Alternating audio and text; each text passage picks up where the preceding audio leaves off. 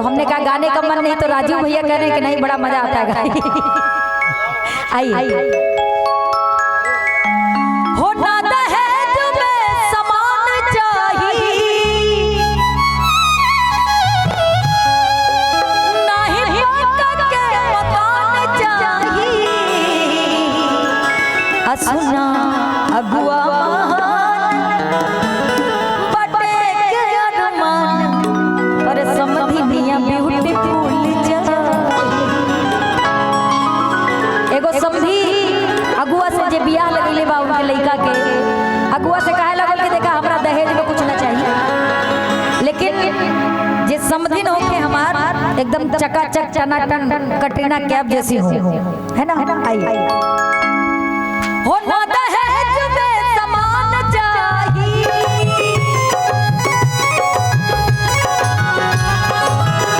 नहीं पटक के मकान चाहिए,